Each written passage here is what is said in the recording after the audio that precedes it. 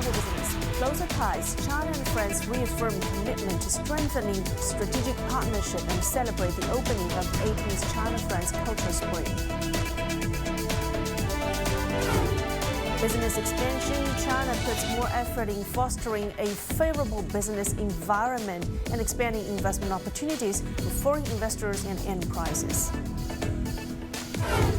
And amidst record-breaking gold prices, we delve into the emerging trends of gold consumption in China as customized services take the limelight.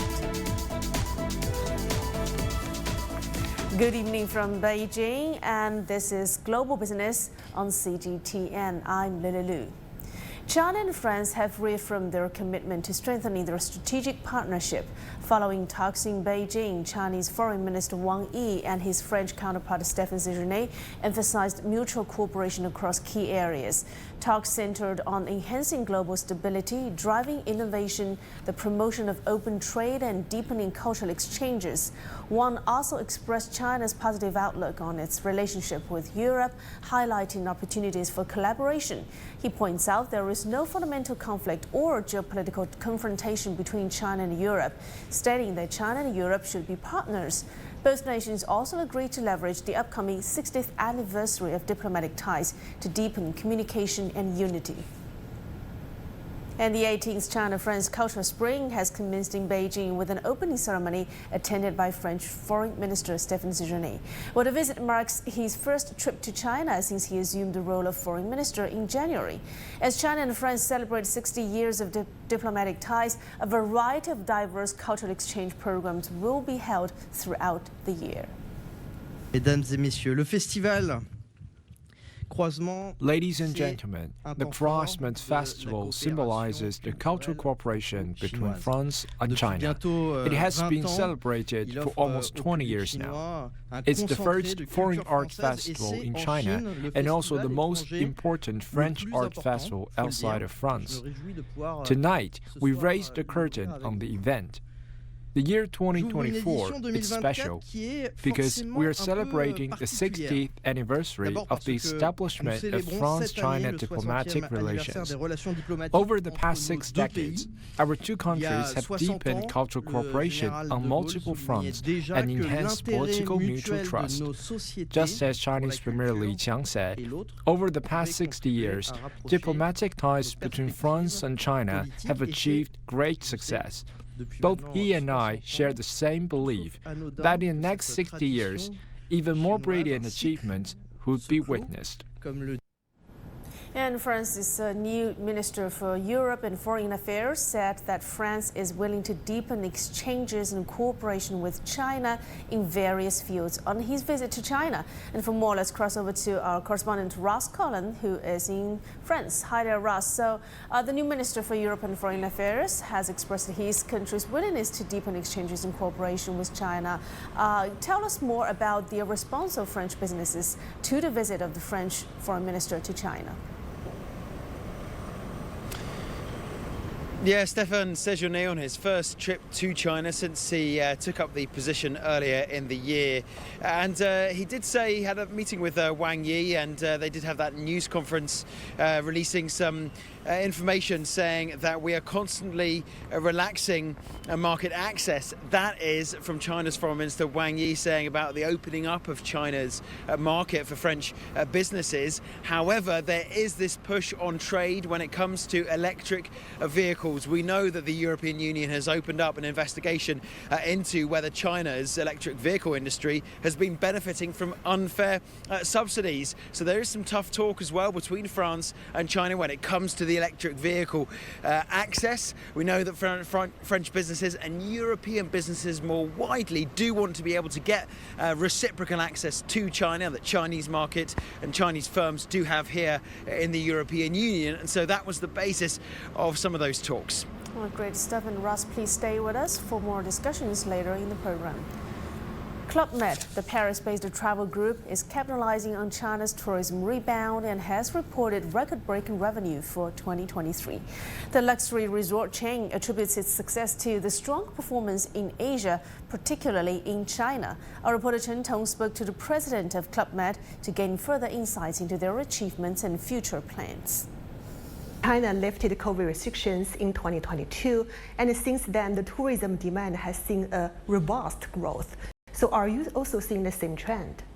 Yes, of course. We have seen, and hopefully a very strong rebound of, let's say, domestic tourism. That means Chinese families traveling around the country, much more in number than now before a pandemic. Still a bit less in value, but it's a very significant rebound. And for Club Med in China, we are more than 30% above the level we were pre-pandemic. So this is very encouraging. Where we see still a slow rebound is on what we call outbound tourism. That means Chinese family going outside, where the level is still far below what it was before pandemic. I just noticed the fresh data shows that Club Med's revenue in 2023 recorded a record high. Yes, Club Med reported a record 2023, which is a combination of its successful transformation of business model, focusing on upscale, local, international business for families and active couples. It's also the result of the rebound of the tourism in Asia, primarily now in Southeast Asia, but also, as we said, in domestic China. But do you also see challenges because we have so many domestic hospitality brands as well? Of course, the market is extremely competitive. And unfortunately, we see that the competition is now a bit on pricing. So it's why I said that the value of the market is still below what it was before pandemic.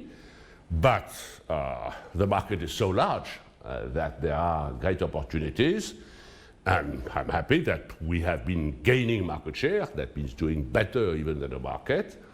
So there are also opportunities, and it's why we intend to continue to develop ourselves on the Chinese market. In China, new destinations with a special focus on ski and mountain, because since the success of the Beijing Winter Olympic Games, there is now a great attraction for snow and ice-related activities, and we intend to be in China as well in the rest of the world the leader. Now time for some data crunch. Eurozone's manufacturing activity contracted more in March than in February. That's according to surveys on Tuesday.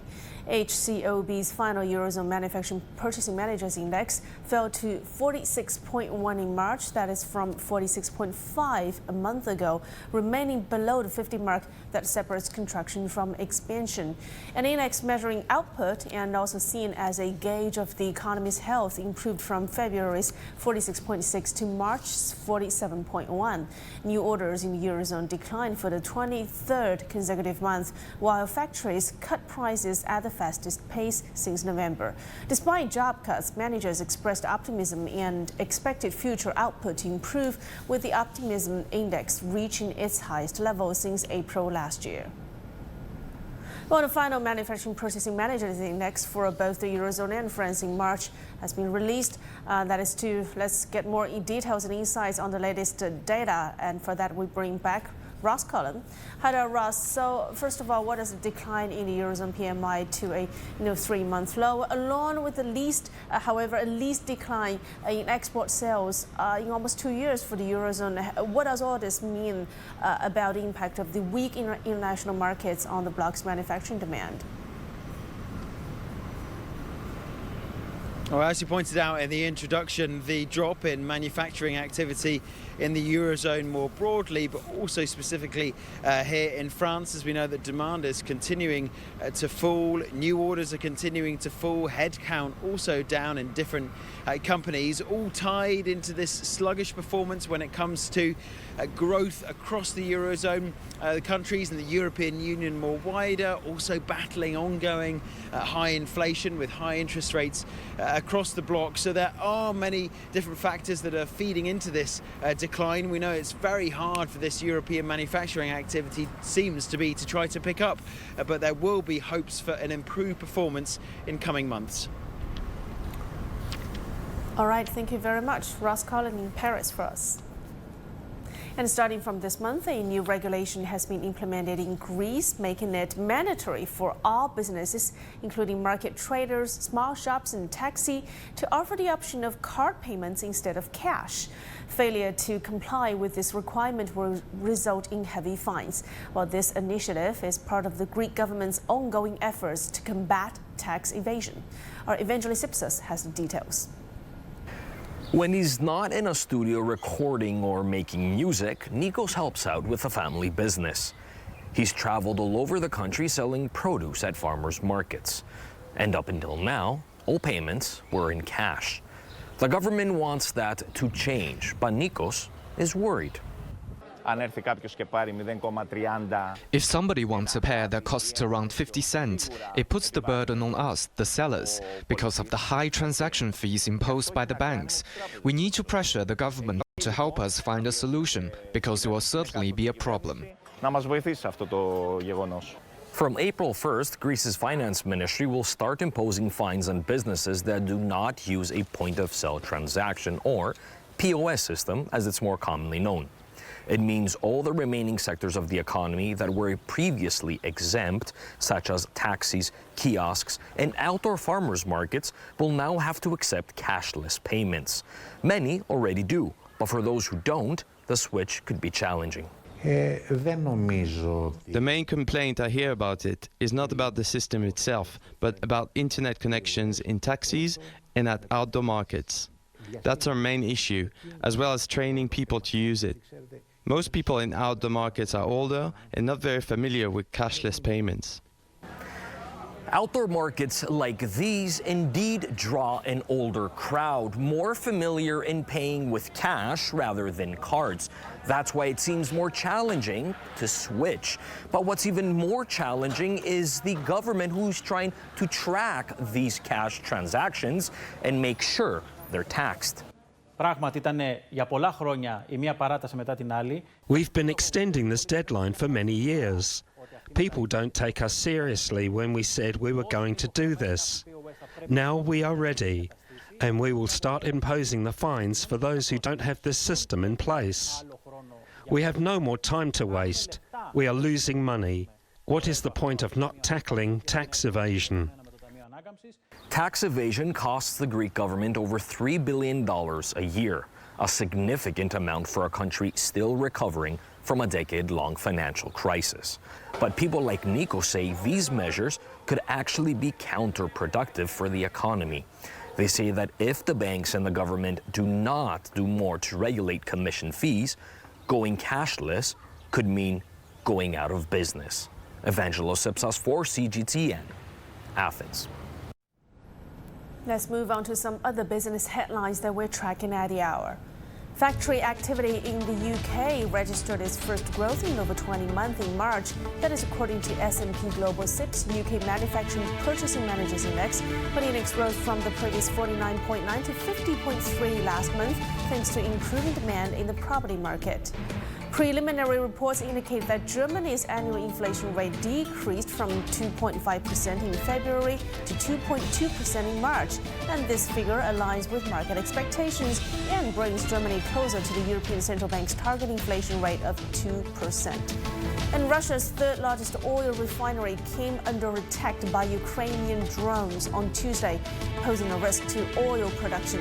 No casualties or disruptions to the refinery's technological process were reported. You're watching Global Business. Still to come on the program. Business expansion. China puts more efforts to foster a favorable business environment and expand investment opportunities for foreign investors as well as foreign enterprises.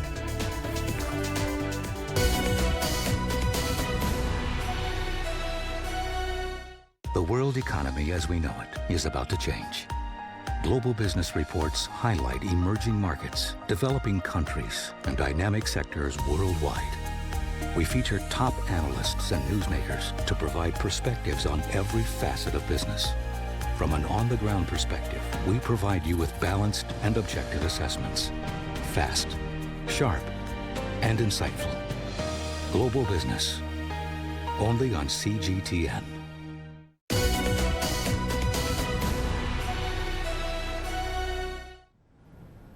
China's General Office of the State Council has released an implementation plan to improve financing facilities for micro, small and medium-sized enterprises. The plan focuses on strengthening financing credit service platforms, enhancing credit information collection and sharing mechanisms, and prioritizing information security and the protection of SMEs' rights and interests. The ultimate goal is to improve the convenience and accessibility of financing options for SMEs, supporting their growth and development. The Bank of China, one of the 4 largest banks in the country, has emphasized its support for technological innovation, private enterprises, and advanced manufacturing, and the promotion of new quality productive forces. Announcing its annual results on Tuesday, the lender said that by the end of last year, its operating income had reached more than 624 billion yuan. That's around $86 billion. And that marks a year-on-year increase of over 6%. And additionally, it provided credit lines of nearly 1.5 trillion yuan, or about $207 billion to approximately 68,000 tech enterprises. The bank has also expanded its global service network to cover 64 countries and regions outside of Chinese mainland and maintain its leading position in cross-border RMB clearing and settlement volumes. The bank's efforts align with the broader initiatives of China's financial sector to support the real economy and promote high-level opening up. 我们将进一步聚焦实体经济重点领域和薄弱环节。 The bank will further focus on the key areas and weak links of the real economy, support the development of new quality productive forces and the construction of a modern industrial system, and provide technological financial services for high-end equipment, new materials, biomedicine, consumer goods, new energy, and other fields. Chinese Commerce Minister Wang Wentao recently held meetings with more than 20 CEOs of multinational companies, including executives from Apple, Qualcomm, and Mercedes-Benz. Now, these meetings provided fruitful, reaffirming China's commitment to fostering a favorable business environment and expanding investment opportunities for multinational corporations within the country. Data from the ministry revealed an increase of nearly 35% in the number of newly established firms with foreign shareholdings during the first 2 months of this year. And official updates of China's 24 measures for attracting foreign direct investment have been released after their announcement 6 months ago. Now, these updates include extensions of tax breaks for foreign employees, incentives for domestic R&D equipment purchases, and enhancements in foreign executive travel procedures. During the China Development Forum and Boao Forum for Asia meetings, several international business leaders expressed their confidence in China's economic prospects and its potential for synergistic growth with the rest of the world. The action plan, the 24 measures, are very welcome. They're very welcome first as a general signal that China is open for business, China is open for foreign investment, for foreign companies operating in China. It's a big market. The measures themselves are very meaningful. It's beneficial for the Chinese market because it means more competition, more creativity. One of the things about the China model is that they've always found a way to grow. It's no longer real estate, but consumers are getting more active. Initiatives like Belt and Road, there has been a lot of creativity, a lot of business innovation. So growing 5% on a market this size is a tremendous accomplishment, and I think China can continue. Australia's relationship with China is largely an economic relationship. You know, we export a lot of iron ore in particular and high quality food to China, but we also export a number of high quality services. And I think there's a very good synergy between Australia's very specialised skills in some areas, whether it's healthcare, medical care, environmental remediation work and things of that nature that can complement and work and support China's growth strategies. So what makes for a good business environment for foreign firms? Our reporter Yang Chenxi explores this issue from Beijing. Foreign companies are an important part of the Chinese capital's economy, as seen in this area in southeast Beijing. This is the Beijing Economic Technological Development Area. About 90,000 companies from China and abroad have set up operations here. Of these, 102 are global Fortune 500 firms. We occupy 0.35% of the land in Beijing and contribute 30% of the city's industrial added value. Foreign-funded enterprises contribute 70% of our output. Special focus is on high-tech. Many Chinese companies delving into autonomous driving hold test rides in this area. The Japanese equipment maker SMC produces spare parts for automation machines here. The area wants more global high-tech firms to set up shop. We established a dedicated working group for foreign enterprises last year. We can provide a maximum reward of 100 million RMB to enterprises that settle here, including services for talent recruitment and market development. Policies to help foreign firms get accustomed to and integrated into the local market are key to this endeavor, said Professor Mark Greven from the International Institute for Management Development. Enabling them, for instance, to build innovation centers, to connect to consumers, to understand how customers work here, to build those ecosystems with other local partners, whether it's universities or local companies, I think is really, really important. He and his colleagues at the Swiss-based business school regularly write case studies on China's industries, identifying future opportunities. Companies in China are transforming. We're looking for what is that next growth engine, what's that next big S-curve to jump on.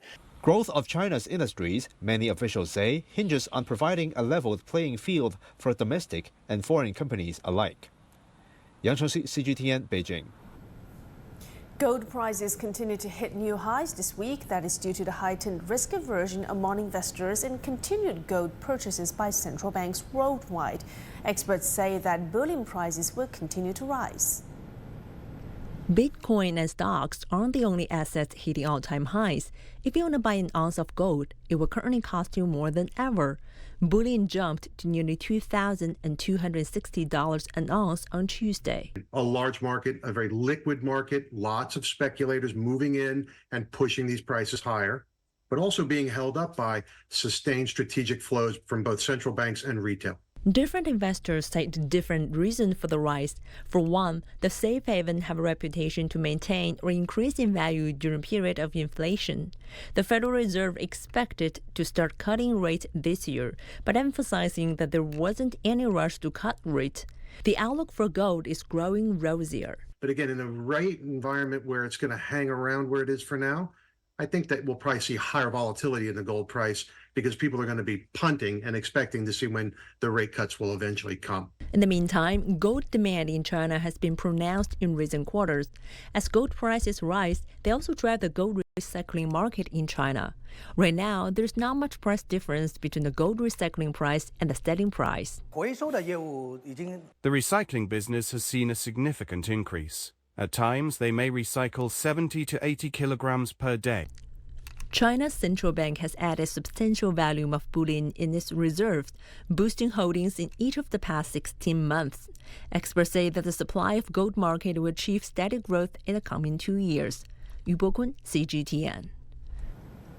The Qingming Festival, also known as Tomb Sweeping Day, is just 2 days away, and this year it will be followed by a 3-day public holiday. So many people are taking advantage of this opportunity to embark on short road trips and enjoy their time off.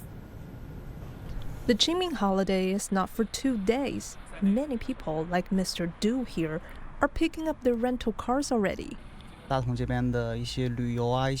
heard many people speaking highly of the cultural relics in Datong, so I planned a road trip there with my family, and we are leaving 2 days ahead of the holiday. Mr. Du booked his car at a rental service company in Fengtai District, Beijing. The company's cars are expected to be fully booked during the Qingming holiday. Demand has more than tripled from the same period last year. It's a very large increase. Our orders are mostly 3 to 4 days. Compact sports utility vehicles and multi-purpose vehicles are the most popular models. People are much more willing to travel during the Qingming holiday. That's the first thing we noticed. Road trips, especially family road trips, are definitely the mainstream. On China's leading booking platform Trip.com, domestic car rental orders have surged 240% on a yearly basis. Over 80% of those orders are within 3 days. In other developments, pre-holiday searches for hotels have jumped 67% on Trip.com. Flight ticket searches are up 80%. Ticket bookings for scenic spots have seen an impressive 6-fold increase. While big cities like Beijing, Guangzhou, and Shenzhen remain attractive, smaller cities in central and west China have emerged as popular destinations after Tianshui in Gansu province gained attention on China's social media platforms due to its local delicacies. 高颂雅 CGTN。Fast food workers in California, U.S. will be getting a little more in their paychecks. A new law went into effect, raising the minimum wage. But that good news comes as some employers say that they will have to cut staff levels to make up for it. Mark New has more. Many of California's 500,000 fast food workers will be getting a bump in pay. On Monday, the minimum wage for employees of national fast food chains went from $16 to $20. California's new law came about because legislators realized the fast food industry wasn't just made up of teens trying to get extra cash, but instead many adults working to support their families. The $20 raise is great. I wish this would have come sooner. Immigrant Ingrid Velorio started working at McDonald's shortly after arriving in the United States in 2019. She now works several jobs, including at Jack in the Box. Unfortunately, California is really expensive, so earning $20 in any job, fast food or not, is really helpful to pay for gas, electricity, and rent, which is so expensive. The new law applies to restaurants that offer limited or no table service and which are part of a national chain that has at least 60 establishments nationwide. Employers have had it very good. Profits are high in the industry, and so there's also room for them to absorb the wage increases. The law was supported by the trade association that represents fast food franchise owners, but since it passed, many now say they're going to struggle. Alex Johnson owns 10 Auntie Anne's Pretzels and Cinnabon restaurants in the San Francisco Bay Area. I want to do right by my employees, and I want to pay them as much as I can. But this bill, AB 1228, has really hit our operations hard. We're no longer hiring, we're not backfilling positions, we're not growing in the state anymore, we're not expanding more locations, and I'm ultimately thinking about selling or closing my business. According to media reports, franchise owners of pizza restaurants like Pizza Hut and Round Table already began cutting delivery jobs earlier this year in anticipation of the new law. Other reports claim that franchises like McDonald's and Starbucks plan to raise menu item prices due to the wage hike. Mark New, CGTN, Palo Alto, California. And with that, I'm closing out this edition of Global Business here on CGTN. Thanks for being with us. I'm Lily Lu in Beijing. Until next time, bye for now.